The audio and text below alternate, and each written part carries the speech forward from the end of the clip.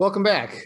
We're turning now from the first 5 books of the Hebrew Bible to the rest of the Hebrew Bible. And when people think of Jewish scripture, sometimes they only think of the Torah, those first 5 books that are contained in the scrolls that are often displayed in synagogue arks, are used in ritual practices. But the full canon of what is considered revelation in Jewish culture is actually a much larger collection, runs over 20 books. So here is an example of what's called a chumash. Chumash comes from the Hebrew word chamesh, which means 5. It's a collection of the first 5 books, but this is with English translation and commentary, and that's why it's somewhat longer. If you actually look over my left shoulder, that's the rest of the collection from this same printing of this volume for all the other volumes of the books. So you have Joshua and Judges and Kings and Samuel and the prophets and the writings and all the other pieces that we're going to be talking about later today.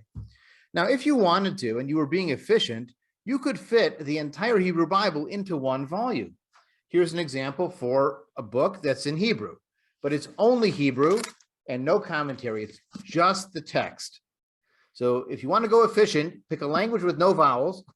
I mean, the vowels are underneath and above, but not full letters, and cram it in here, and you can do it in one volume. But most people would use a Tanakh like this. This is by the Jewish Publication Society, and this includes some basic footnotes explaining translation choices, things like that, but not a lot of essays, not a lot of commentary, not a long introduction either, but the text is in Hebrew and in English. So all of these are ways of presenting this Hebrew Bible as if it were one book. I mean, look, it's one book, right? It's one book. But the more appropriate way is that set with lots of different books, because we think of it as one book, but really it is many books. It is an anthology of books that were written in different times, in different places, with different agendas, and with different purposes, and sometimes even with different languages. The book of Daniel, for example, has several chapters in Aramaic, not even in Hebrew, which indicates a late date of composition, as among other interesting details with that. But the reality is that the Hebrew Bible as a whole, as an anthology, is treated as revelation, as scripture. Mikra is the term in Hebrew from the root kara, to read out loud. But some scripture is more scripture than other scripture. That is, the Torah is the most important, those first 5 books, because those are seen as having been given directly by God to Moses. There's even midrashic stories about Moses watching God put little crowns on top of the letter. So God is like finalizing the scroll with his own pen in the original version. The rest is seen as inspired by God, but not necessarily directly revealed in that same way. It is still seen, though, as being something holy, and we'll talk about how they decided what counted as holy or not when they were making their book. Because the reality is that the books we have in the Hebrew Bible today were not written by the rabbis, but they were chosen by the rabbis from all of what was available in Jewish literature of the Second Temple period, from about 500 BCE to about 70 of the Common Era. There was a lot of Hebrew literature that was popular at the time that did not make its way into this Hebrew Bible. We'll talk a little bit about those choices. The other thing that we need to clarify in this discussion between book and books, first of all, the technology of it. Let me take a step back. This idea of a codex, where you have different sheets of paper that are bound or glued together in a spine, so you can write on both sides, that's new. That's an invention. The older form is the scroll. That's written on multiple pieces of animal hide, actually, in a traditional Torah scroll that are sewn together. But you get to a certain size and you can't lift it. So 5 books are heavy enough. You know, getting over 20 would be impossible to try and pick that up in one volume. So you would inevitably have multiple scrolls. You know, we think of the Library of Alexandria as one of these major institutions, but it was a lot of scroll shelves. It wasn't necessarily books, you know, laid out like we think of libraries today. So the same was true for the Hebrew canon of scrolls. But the other thing that we have to, the other distinction that we have to make is between the Hebrew Bible and the Old Testament, because they're often seen as synonymous, and they're very similar, but they're not exactly the same. And so I'm going to share with you a chart that demonstrates this by listing all of the books, and you'll see how complicated it is. So when people say they want to rely on the values of the Bible, I often ask them, which Bible? Because they're different. So here you can see a basic chart just of the first parts of the Bible. You have the Hebrew Bible on the far left, and then you have varieties of Christian Bibles, and you'll note as well that they're not the same either. Now, they all agree on the first 5 books. There's no debate there. As I think I mentioned last time, the Samaritans actually have 6 books in their Torah. They include Joshua up with the first 5. But across Christian and Jewish lines, they're very different. The first 5 books are the same, but after that, it becomes different. So in the Hebrew Bible, you have 3 sections: Torah, the first 5, the Nevi'im, or the prophets, and the Ketuvim, or the writings. And that's where you get the acronym of Tanakh, T-N, and the K becomes a KH at the end of the word. So Tanakh is an acronym for those 3 divisions. In the Old Testament version, it's somewhat different, and you'll see some of the books are in a different order. So you'll notice in the Hebrew Bible, you have Joshua, Judges, Samuel, and Kings as the historical chronology from the entrance to the land to the destruction of Jerusalem under the Babylonians. That's sort of the bookend events. But in the Old Testament, you have the book of Ruth dropped in right there at number 8. And one of the reasons for that is the very first line of the book of Ruth is, in the days when the judges judged. So it made sense to drop it in right after Judges. However, it was most likely composed much later, and you'll find Ruth in the writing section of the Hebrew Bible, again, that left column. Now, as you go through this canon, looking at Greek Orthodox and Catholic Bibles, you'll notice as well that there are some books that don't appear in the Hebrew Bible at all. So there's a longer version of Esther, for example. And as you get further down, you've got like 1819 in the Greek canon here, you have Judith and Tobit and the books of Maccabees, which also appear in the Catholic Bible in a different order, though: Tobit and then Judith, and then the books of Maccabees. And the Greek Orthodox Bible has a 3rd Maccabees and a 4th Maccabees, where the Catholic Bible only has 1st Maccabees and 2nd Maccabees.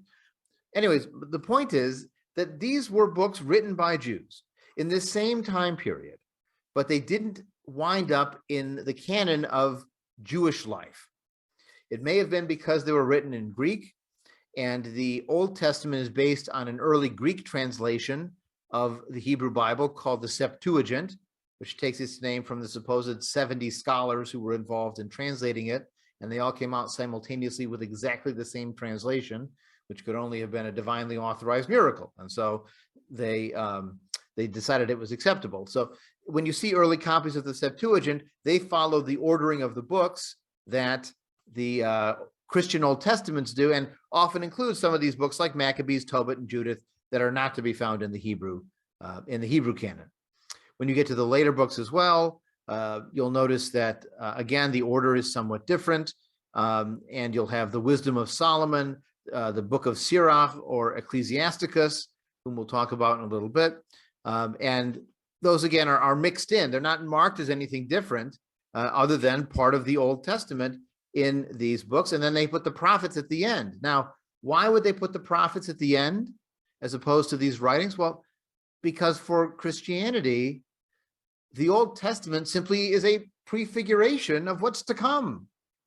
It's part 1, right? It's why it's called the Old Testament, because you've got another one coming. And so you need the prophets at the end to prophesy what is to come, as prefiguring the news story, the good news, the Gospels, and so on. So you'll notice the order is radically different if you're looking at the canons as a whole between an Old Testament, call it Orthodox, Catholic, or Protestant. Now, one thing you might have noticed if you've glanced ahead to the Protestant side is that some of those books that were added in, like Tobit and Judith and they don't appear in the Protestant canon. And that's because Martin Luther said the Catholics have added in too much stuff, too much ritual, too much hierarchy, too much canon law. We need to go back to just the Bible and just the original Bible. So he looked at the Jewish canon and took out all the books that didn't belong, or that he thought didn't belong, because they weren't in the Jewish canon. So he took out Tobit, he took out Judith, he took out the Wisdom of Solomon and Ecclesiasticus. He didn't include Susanna, Bel and the Dragon, the letter of Jeremiah, the book of Baruch that you find in the Eastern Orthodox canon, and also Baruch is in the Catholic canon as well. Those are gone in the Protestant canon. He still keeps the prophets at the end, but he does it without these extra books added in. And so what did Luther do with those books? Well, he took them and he hid them. He didn't hide them. He just removed them and put them in a separate collection. And so sometimes you'll buy a Bible that has an Old Testament and a New Testament and something called the Apocrypha. And the Apocrypha are those hidden books, the books that Luther took out that are in a Catholic Bible, but aren't in a Protestant Bible. But for scholars, they want to have access to them. And so sometimes a Bible will have Old Testament at the beginning, New Testament at the end, Apocrypha in the middle, in that unknown space. So this New Testament, this complete Christian Bible includes the Apocrypha in the middle, also sometimes called the deuterocanonical groups.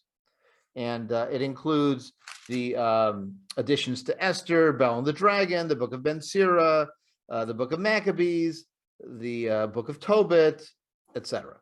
So you have a sense now of these differing canons. And what I wanted to do really with this was not to confuse you with what books are where, but just to give you the idea that the Old Testament is not the same thing as the Hebrew Bible, even in the order and what books are to be found there, let alone the labeling of it. Jews would never call their own source the Old Testament. Right? Well, I mean, some Jews would if they're not, versed in this issue. But ideological, we shouldn't, because there's no sequel for Jewish culture. I mean, there's the Mishnah, the Talmud, we'll talk about those next time, but they're not seen as on the same plane as Scripture. In fact, one of the spurs for the canonization of the Hebrew Bible might have been the fact that there were people out there writing new books called the Gospels and claiming they were Scripture too. And so the Jews decided we need to close this canon and decide what's in and what's out. So let me show you the canon that the rabbis did put together, and we can get a better sense of what they chose and why they put it in the order they did. So these are some basic facts about the Tanakh, as I mentioned, that acronym between Torah, Nevi'im, Ketuvim. You have the earlier books, which are sometimes called the Pentateuch or the 5 books of Moses. Those are those first 5 books we talked about last time. Then you get a section that is a kind of historical book, except it's called the prophets. So you have the first 4 books which describe historical events. Joshua and the conquest of the land. The book of Judges, which describes a much more disordered situation of Hebrew tribes scattered and dealing with oppression by Canaanites and Philistines and other people. Then you have the book of Samuel, which really is describing the first monarchy of Israel. It has Samuel the prophet, but in the end, the prophet Samuel appoints Saul to be king. Samuel then dies. Saul rules. Eventually, David becomes the king. And then it's David and his descendants that are described in the later books of Samuel and in the books of Kings. Again, they're called First and Second Kings because when you had scrolls, they were divided in 2. But in general, they're just referred to as Kings, as like one collection, or Samuel as one collection. They're not always broken out into part 1 and part 2. Depends on the source you're reading. I'll also mention, just as a technical aside, the whole chapter and verse breakdown is a later innovation, and it's actually a Christian innovation that some Jews later adopt. But in general, the citation system can be different between the two. You'll find some places where the verses are marked differently in a Christian text than they would be in a Jewish text. Again, we're not getting into that level of detail.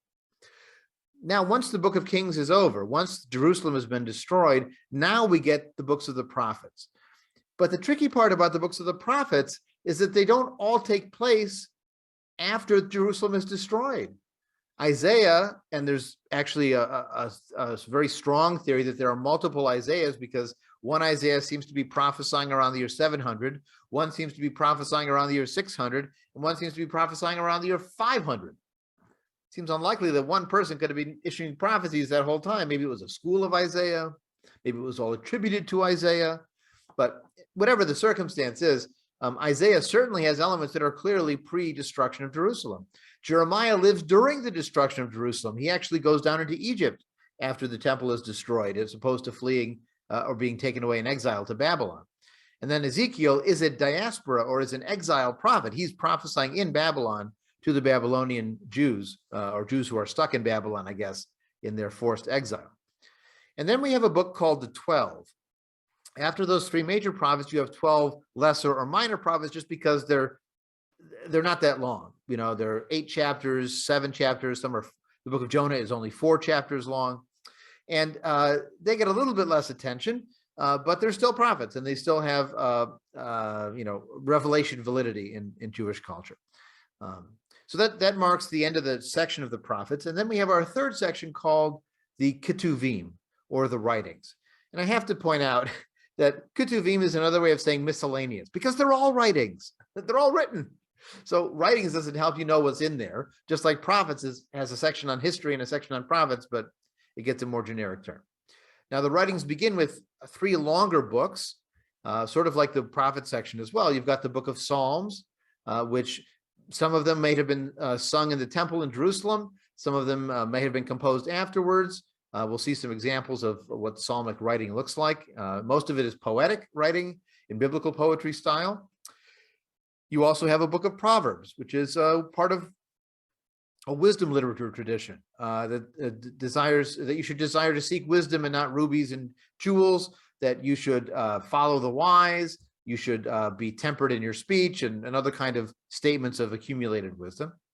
And then we have the book of Job, which is quite the quirky book to be included in a book of monotheistic religion, at least as the rabbis envisioned it, because here you have a person who suffers unjustly, who complains about it, is told by God that he's right, and then gets rewarded at the end of it to make up for all the suffering that he went through in the first place, which the book is explicit was undeserved. Job was righteous. There was nothing wrong with him, and he suffered anyways. What is this book doing in the Hebrew Bible? We'll ask that about another book too. Now, after Psalms, Proverbs, and Job, you get what are called the 5 Megillot, the 5 scrolls. And these scrolls are read specifically on certain Jewish holidays in the rabbinic calendar. Now, this is one of the reasons why their order is going to be different than you find in the Septuagint, aka the Old Testament canon. They're put in the order of the rabbinic calendar. And you'll also notice that the calendar starts in the spring, just like the Leviticus calendar started in the spring that we saw earlier in this class. So the first holiday, Pesach, has a reading of Song of Songs. The second one, Shavuot, which is 50 days later, has the book of Ruth, which makes sense because Ruth is about the harvest. The 9th of Av, which marks the destruction of the temple, has the book of Lamentations, which talks about the destruction of Jerusalem and hopes in the end for a return. The holiday of Sukkot in the fall, that fall harvest holiday, has the book of Ecclesiastes, and we'll talk a little bit more about Ecclesiastes in a bit.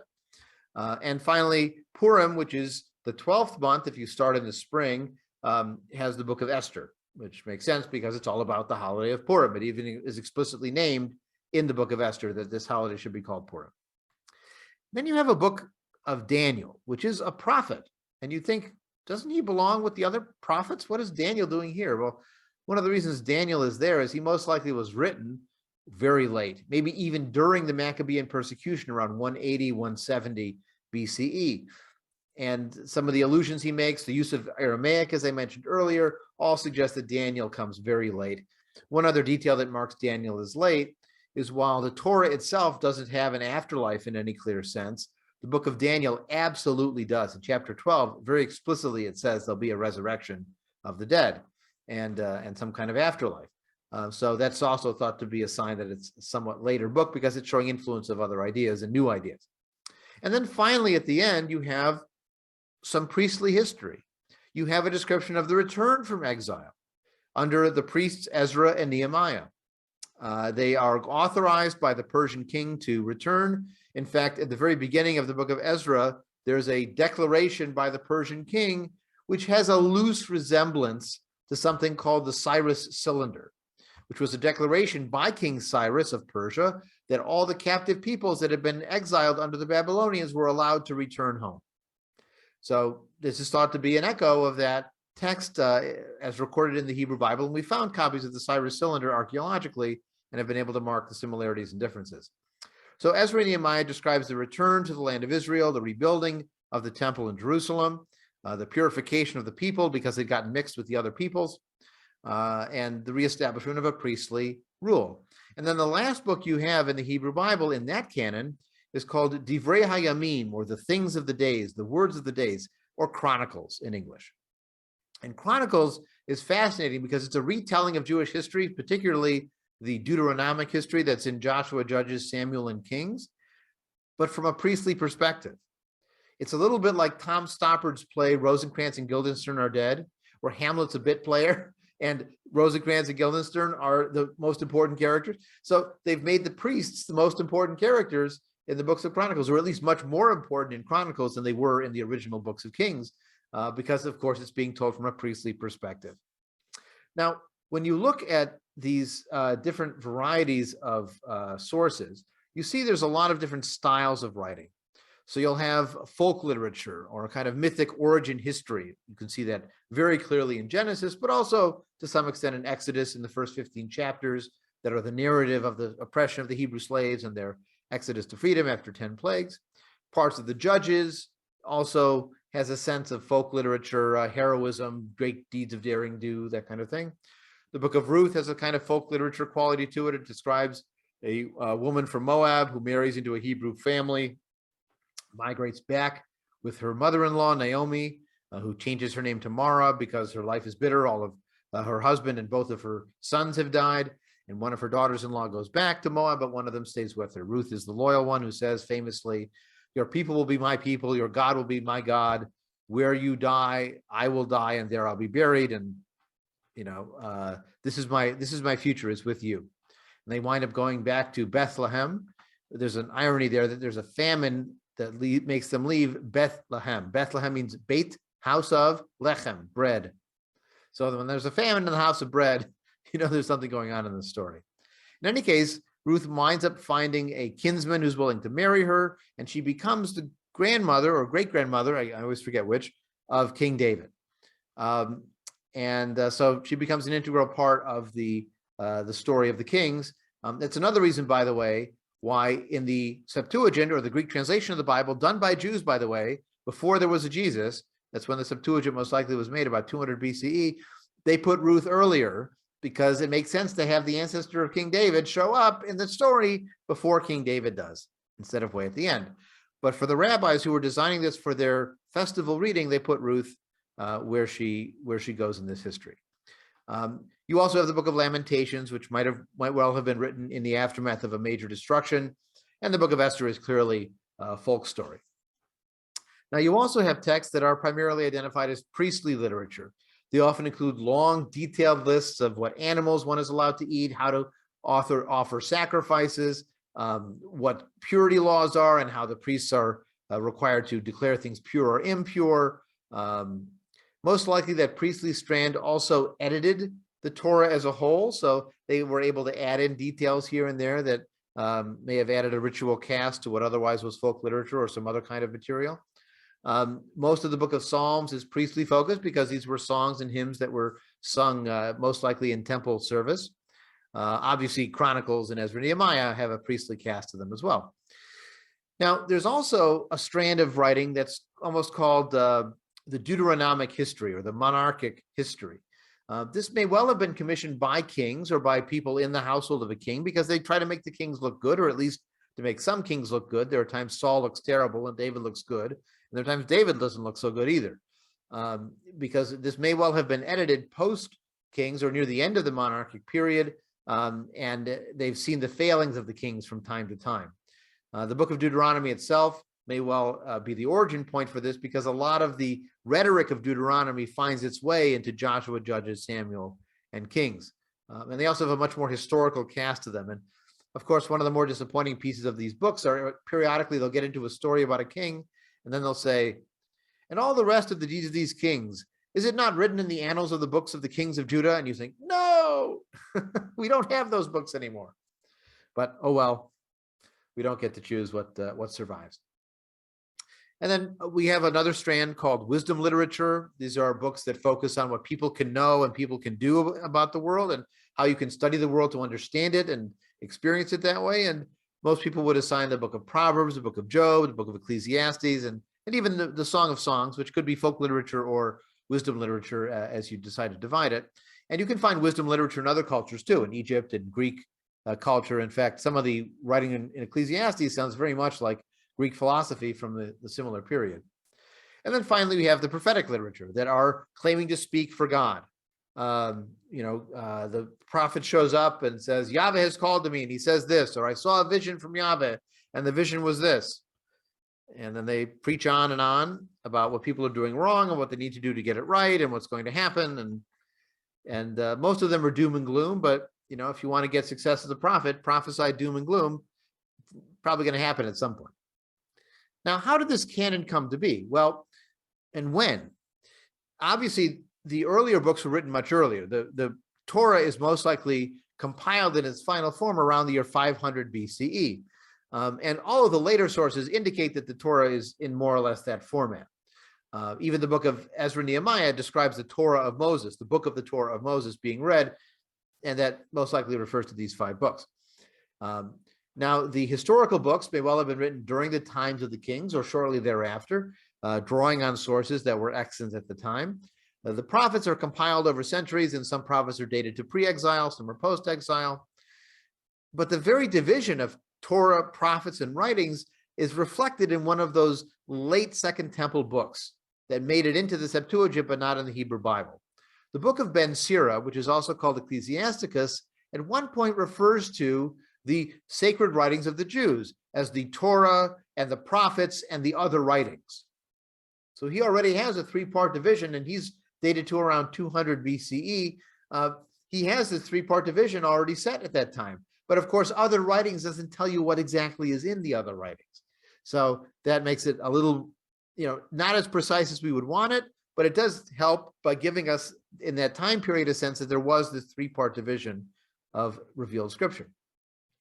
Another piece of evidence we have, it's negative evidence, is that in the Dead Sea Scrolls near the Qumran community, near the Dead Sea in the Judean desert, we found records of many, many books that are currently in the Hebrew Bible, as well as some other books, some of those Apocrypha and even some other books that didn't even make the Apocrypha, but were current at the time, we know from other sources.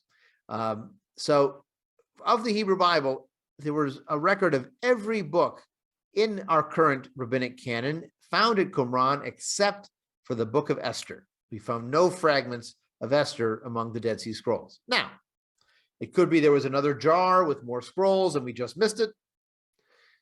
Or it could be that given that there are multiple copies of Isaiah and multiple copies of other books they really valued, they certainly didn't value Esther that much, if at all. And they might not have had it at all. It might have been, again, a later book that is added into the canon at some other time. We talked a little bit about the evidence in the book of Maccabees. It refers to a Yom Mordechai, a day of Mordechai. But it's not calling it Esther, it's calling the day of Mordechai. And again, the Maccabees are around the 2nd century BCE. So this is the same time the Quran community is starting. So maybe Esther was a late addition too, and didn't make it into the Dead Sea Scrolls canon, even as it made it into the canon the rabbis would make. And ultimately, it's the rabbis who decide what's in this Hebrew Bible, because around the year 90 of the Common Era, they have a conference in a town called Yavneh, sometimes described as Jamnia or Yamnia in English language literature. And at this conference, they have to decide what books are holy, revealed books, and what books are not holy and revealed. They're aware, by the way, of the book of Ben Sira, the wisdom of Ben Sira. They refer to it by name, but they decide it does not count as holy enough. And the category they use is actually kind of interesting. They refer to a book that is truly revealed as something that makes the hands unclean. And a book that is ordinary does not make the hands unclean. And you would think, wouldn't it be the opposite? Wouldn't the holy book make your hands clean? But you have to remember the rabbinic category of tahor and tameh, of clean and unclean, has to do with crossing the boundaries between the supernatural and the ordinary material. So if I touch this book and I've crossed the boundary between my natural existence and the supernatural revelation of this source, then my hands have become ritually unclean. I need to be purified. But if I pick up, I don't know, a book by some schlub named Adam Shalom, like that's not from some other plane. That's ordinary. So that doesn't make my hands unclean. It's only when I've touched the holy source book that it makes a difference. Okay. So ultimately, the rabbis decide on the canon that we have here, and in the order that they've put them, with Chronicles at the end, with the scrolls in the order they did, with Ruth in the scrolls and not in the chronological order, and so on. And so this is where we get to Tanakh. It's probably around the year 90 of the Common Era.